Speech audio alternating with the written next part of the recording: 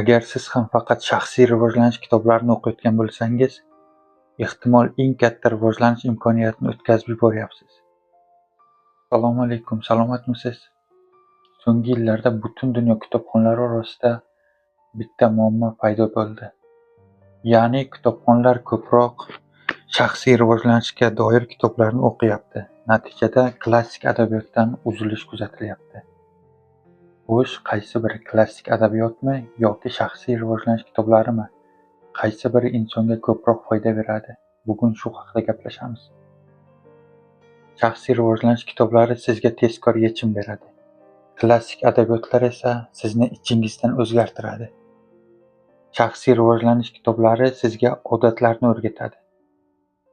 Klassik adabiyot esa dunyoqarashingizni va tafakkuringizni o'zgartiradi. Shaxsiy rivojlanish kitoblari savollaringizga javob beradi.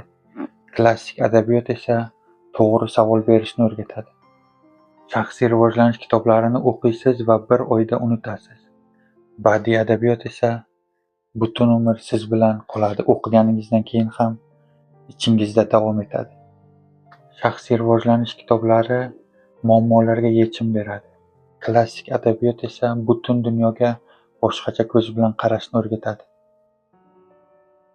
Shaxsiy rivojlanish kitoblari muvaffaqiyat haqida so'zlaydi. Klassik adabiyot esa inson qalbi haqida so'zlaydi. Qisqa qilib aytganda, shaxsiy rivojlanish kitoblari sizga qanday qilib yashashni o'rgatadi. Klassik adabiyot esa nega yashayotganingizni anglatadi. Xo'sh, siz ko'proq shaxsiy rivojlanish kitoblarini o'qiysizmi yoki klassik adabiyotmi? Izohlarda fikringizni yozib qoldiring. Salomat bo'ling.